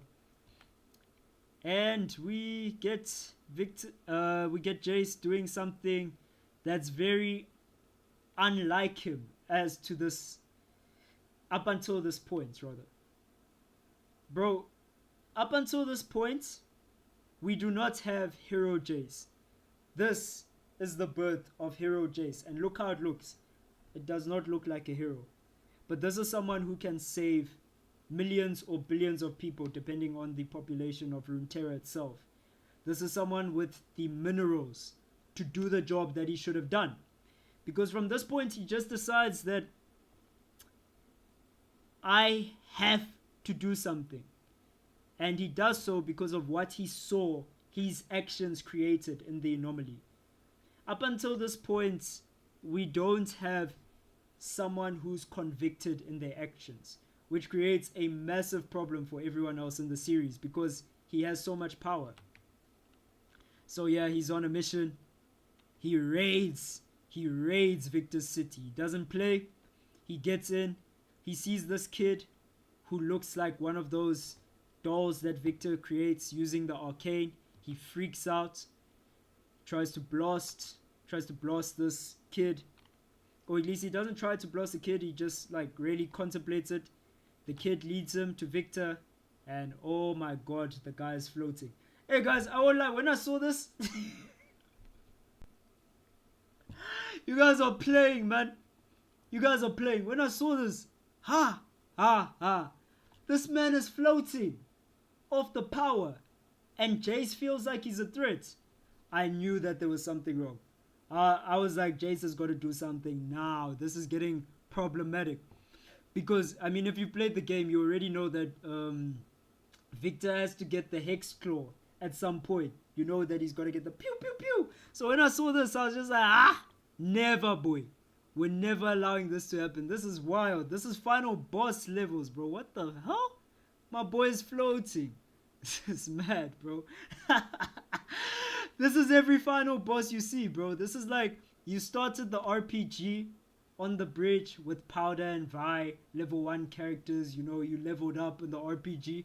And now you're suddenly fighting God, bro. What the hell is this? So yeah, I was fully with Jayce. I had no doubts in him. I knew he was convicted.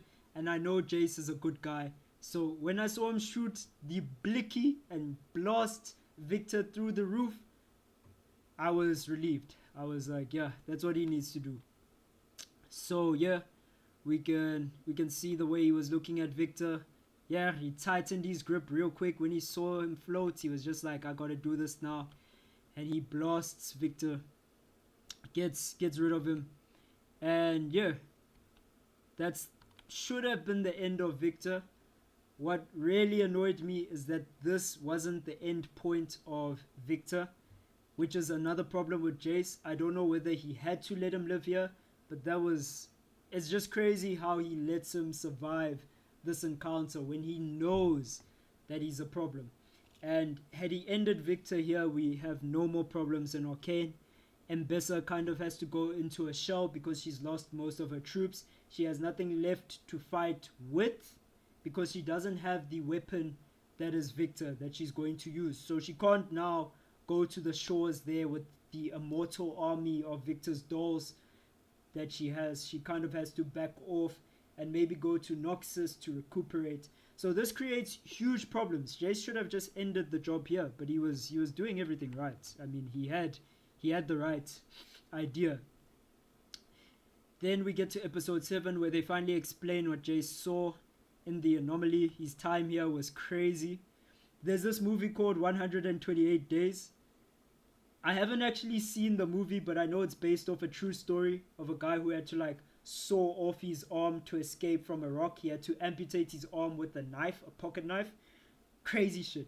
He spent 128 days at the bottom of like this crevices because he fell down. Where's the scene? Do we... When I saw Jayce like this, that's what it made me think about, man. 128 days of hell. And it was all well deserved. We finally see the privileged dude, the guy who got everything to go his way, the guy who underappreciated everything and didn't value what he had. We finally get him in this position, on his knees, and he has to really contemplate his decisions. And he has a lot of time. He really thinks about Victor. He thinks about Mel. and we can see both of them pop up in the fire. I don't have the shot, but they both pop up in the fire next to each other, again creating the parallel between those two mages and just their role and their influence over Jayce and his life. And he kind of has a shedding in this moment. He kind of realizes that there's more to this than just doing what maybe he feels is right for the people around him. He realizes that it's not just about the few counselors around me, and it's not just about Victor. Vi still has that mentality. She only sees what's around her. She only sees Caitlyn and Jinx. He sees everything here. He sees the destruction, bro. He sees how crazy his actions were and how much like chaos he's caused, bro. This is mad, bro. This is the world.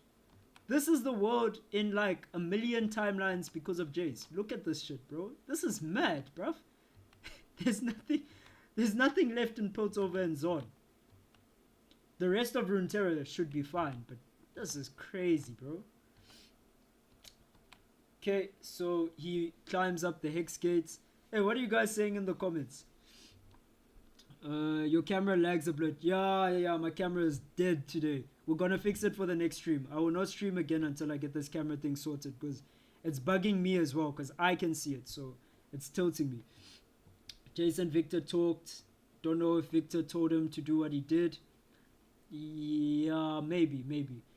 I think if that Victor told him to semi-kill himself so that they can meet again, it's kind of dumb, because that meeting that they have always fails. Victor never gets out of the time loop.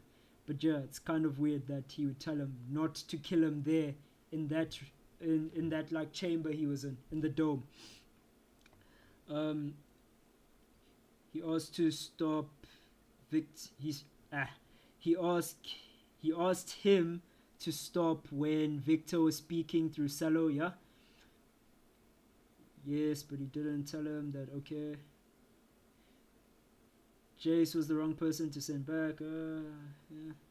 Jayce started talking to Victor. Yeah. You know.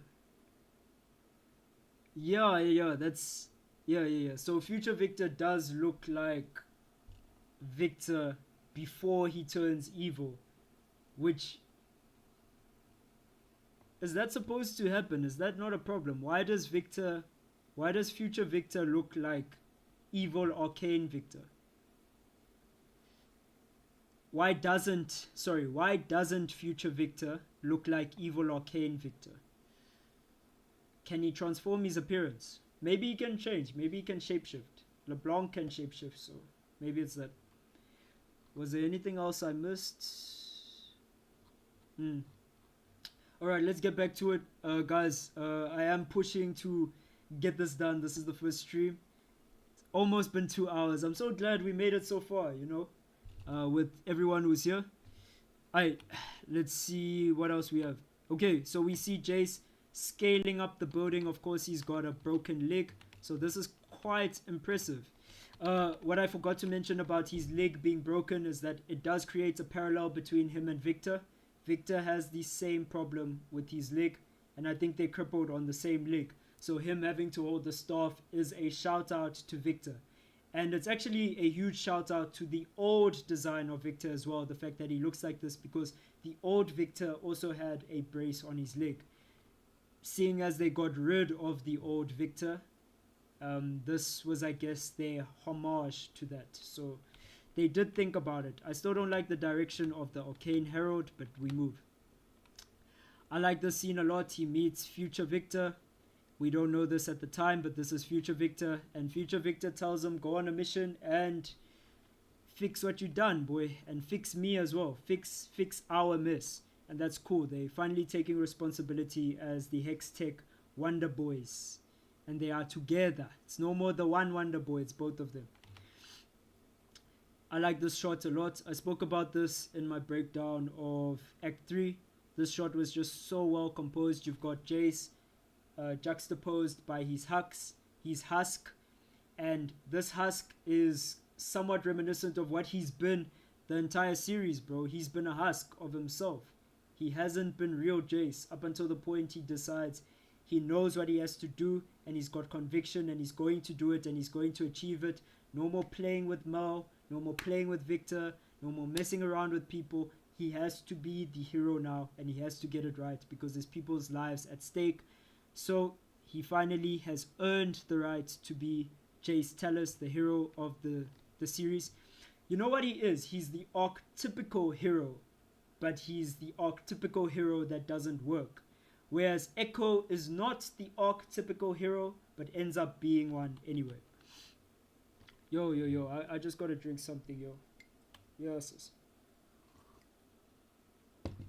Yeah! Alright, let's get back to it. So he grabs his hammer, gets it from the future, and he links up with Mel. He's no more playing with Mel, like I told you. He's serious now. He pretty much asks Mel, like, you know, you were a mage, why didn't you tell me this whole time? And she says that she wasn't really sure as well, so yeah, she's kind of as lost in the source as he is. So they have that little reunion, and as they're having it and as they're getting a bit more serious in the discussion, and Jayce is really interrogating Mel to see her intentions. He doesn't know which side of the war she's on. He doesn't know where she stands, so he's trying to figure her out. They get invaded. They get ganked. They get ganked by Victor. Victor makes his appearance bot lane to gank the supports and the top laner. So he pulls up, and he pulls up with one of his androids, and he's talking telepathically through it. I liked this part a lot, where what LeBlanc explains actually happens in the series. She says that Mel is somewhat a conduit. So Mel is somewhat like a anti-mage of a mage. So she's a mage who counters mages, and we can see it play out here with Victor. She completely destroys Victor's connection to this door. She doesn't really, I shouldn't say destroy it, but she makes it harder for Victor to operate his door, because up until this point they were getting bodied, but she uses her magic really well to bind him. And then once he's binded, it gives Jayce the opportunity to shoot at this Victor door, and I didn't get that shot. So if you watch the series very closely, when Jayce shoots his hammer at this Victor door and he murks him, right, the shot goes through the door, through this hex tech communication bridge that Victor is using, because Mel has kind of opened up a gate, and it shoots Victor as well. So that blast doesn't only hit this door, but it also hits Victor through the magical communication bridge. I don't know what it is, bro. It's magic. Through the magical connection that they have, it blasts the boy Victor, and then he now tells Singe, "Doctor, you may start the process." He's on his knees, man. He's out. So I should have put those slides there, but yeah, just know that happened. Then we have Jayce take the role that he should have taken a lot sooner. He is the leader of the council. He is probably the most qualified person to lead them at this point. Caitlyn has obviously lost her power because of how she screwed up with Mbesa Medada. She went on a fantasy trip with Mbesa Medada and became a tyrant to everyone in the series. Yo, we talk about Jinx being a likable character. How unlikable did they make Caitlyn Kierman in the second season? She was so hard to like. I kept trying to be like, well, it's good old Caitlyn, but it just doesn't stick, man. She had a lot of character development to do, and yeah, we saw it play out. So obviously she loses her position, and now he is the main man. So he plans for the war with Caitlyn and Mel, and in the war he is trying to decommission the hex core, which doesn't work because Victor's just able to revive it. He just pulls up and he revives the thing anyway. So it was kind of like, well, that was pointless. And because Victor has kind of gotten the jump on him, he has to talk no jutsu his way out of this situation.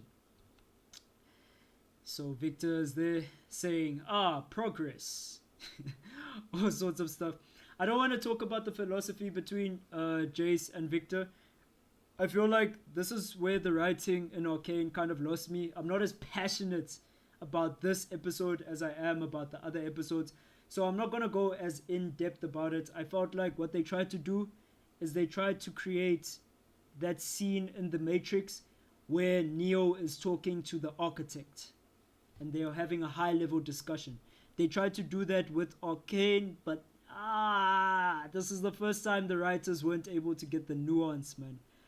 Like, The Matrix was so well written and so well put together in what it was telling from the jump that you can't just try and jack the essence of that scene and throw it into the Victor Jayce thing. You have to have planned it from the jump, and I could tell in this episode that they didn't plan this encounter that well. But yeah, we can see from Victor's head here, it's what I mentioned earlier, his head is literally an arrow pointing up to show that his philosophy is progress. And it is the philosophy of Jayce as well. They created the monster that is Victor, and they created the monster that is the Arcane and Hextech. So we finally get Jayce trying to talk his way out of out of Victor's paradise. This actually cracked me up. Like when I was watching the episode, because why would you try and talk your way through this? Like Jayce didn't even try to fight his way through it. It was laughable, but it was disappointing. But then I realized why they did it. They did it so that Echo could have his hero moment. Then I was happy. I was happy with Talk No Jutsu because it led to my boy Echo being a hero. Yeah, we can see it here. He just somewhat lets Victor do this to him. Doesn't put up a fight. To be fair though, it would have been kind of crazy to see him try to fight like all of those dolls. But Echo did, so, you know. Alright, and then we get the first scene that we see Jayce in the series play itself back. So this is where the writing gets good again. They hit us with the time loop theory. And they show us that this has been happening again and again and again. What's important to understand about this whole time loop and how it plays out is that this is the moment where they break the cycle. What Echo did in the alternate reality with creating his Z drive brings another acceleration rune into this universe. The acceleration rune is also the time rune, which is why it allows Echo to go back in time. And this creates a paradox with the timeline or the time loop that Victor keeps getting stuck in, and this allows them to escape this time loop and they go into oblivion together. And we can see that scene where they create the Arcane, or they create Hextech playing out again, but now it's with the Arcane, and it looks even more beautiful than the first time we saw it. That scene where they were floating in the sky was really tight even the first time we saw it. And now it's just the series calling that back in a much better way. And it looks really good. And that concludes Arcane. The two get sucked off into the void. And those are my slides. So yeah, let's see what you guys have been saying about it. And I'm gonna just stay on stream for a bit longer. And then I'm gonna peace out. Let's see what's been happening. I just don't understand why Jayce didn't talk to Victor about the future he saw before going in for the kill. Yeah, we all don't get it. We all don't get it. From Jayce's perspective, I think it's like an on-site thing. Victor must die. Victor must be decommissioned. What might have happened is the old Victor might have fed him with false information. I don't know why he goes gung-ho, but the old Victor might have given him the impression that you just have to kill me. But we hear it doesn't say that. He says that the old Victor says You are the only one who can show me this moment. And they kind of go back into the time loop. It was really weird that he didn't have a discussion. He also didn't have any discussions with people like Vi or Jinx or anyone who was in the city. He kind of just went gung ho. Yeah, he could have done that different. I agree. Cause Jayce is a Jinx. Yeah, bro. Yeah. Like Jayce and Vi are the problems. Ironically, Vi is the person who creates Jinx, so she is the actual Jinx if you really think about it. But yeah, Jayce kind of how you put it? Jayce, his decision making throughout the series is one of someone who was meant to be great, who could have been great, who was actually great a lot of the time, but still somehow leaves you feeling like, oh wow, you really could have just done things a bit different if you had different skills, a different skill set, if you maybe had a different ideology or a different philosophy, which is how things are. That's what I like about the characters in Arcane, is that even though they are characters, which you know if you write stories, you know that characters are just plot devices, bro. This character is just to get you to watch 30 minutes of whatever they are shipping to you. That's it. But when you engage with the character and you view it and you start watching the series and the character shows you themselves, this plot device called Jayce shows us a flawed individual who, given not even different circumstances, but maybe a different ideology completely, would have been a massive killer. And what I mean by killer is he would have been effective, and none of this plays out. He would have been super effective, and a whole lot of people would have had better lives. But that is not the story that Arcane was trying to tell with this character. And I really enjoyed Jayce. I know I've been kind of like shitting on the boy for like 2 hours now, but Jayce is the guy in the series. He's the guy that we need. You know? He's a hero you need in a series. I see you saying big facts. Alright, like I said, I'm gonna stay on stream for a bit longer. Does anyone have anything they want to say about Jayce? Any questions?